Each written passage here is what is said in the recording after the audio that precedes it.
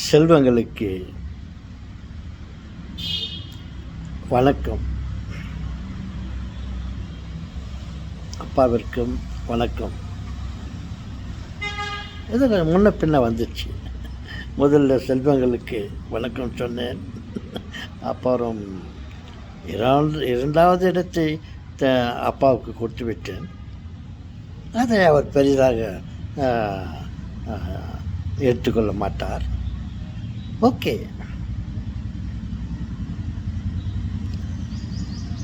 பாருங்கள் செல்வங்களே,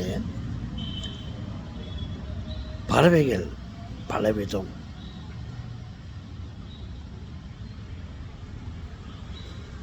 மற்ற அனிமல்கள் பலவிதம்.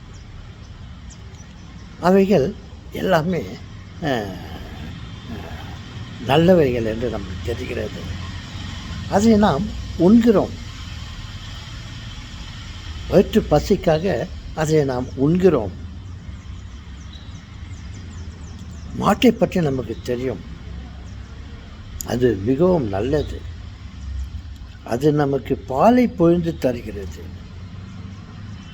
அந்த பாலின் வழியாக பலவிதமான உணவுப் பொருட்களை அது தருகிறது. ஏன், அதையே நமக்கு உணவாக தருகிறது. நாம் அதை உண்கிறோம். ஆடுகளை பாருங்கள், செம்மறி ஆடுகள்,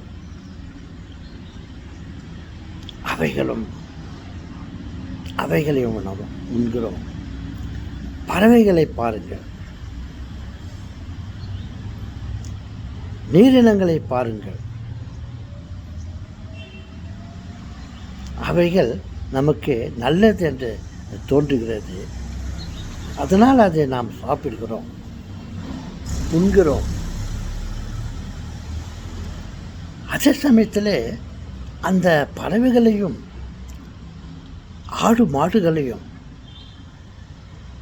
நீரினங்களையும் பாருங்கள்.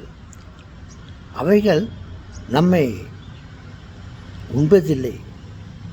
வேண்டுமென்றால் அவைகள் நம்மை கடித்து கொதறி விட ஆசைப்படுகிறது. அதன் உள்ளே இருக்கும் விஷத்தை நமக்கு நம் உடம்பில் செலுத்தி நம்மை மறிக்க வைக்க வேண்டுமானாலும் அது செய்கிறது. ஆனால் பசிக்கு நம்மை அது உண்பதில்லை. ஏன் என்று பார்த்தால், மனுஷன் சாப்பிடுறான்டா, மனுஷனையே மனுஷன் சாப்பிட்றான்டா. அவனுக்கு எவ்வளவு கட்டுப்பட்டு இருக்கும். ஒருவரை ஒருவன் ஏமாற்றுகிறான். நல்லவனை போல் நடித்து நம்மை அரவணைத்து நம்மை ஆதரித்து நம்மை கொன்று அதை சாப்பிட்டு விடுகிறான். அவன் எவ்வளவு கொடிய உள்ளம் படைத்தவன். இவனையா நாம் சாப்பிடுவது? நமது பசிக்கு வேறு ஏதாவது வேண்டுமானாலும் சாப்பிட்டு கொள்ளலாம். மனுஷனை மட்டும் நம்ம சாப்பிடக்கூடாது. விஷமி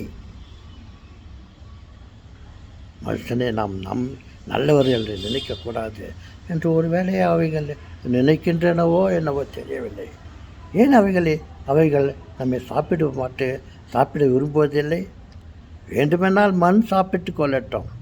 மண்ணிலிருந்து வந்தவனை மண்ணே சாப்பிட்டு கொள்ளட்டும். நமக்கு வேண்டாம்ப்பா அப்படி என்று நினைக்கின்றனவோ என்னவோ.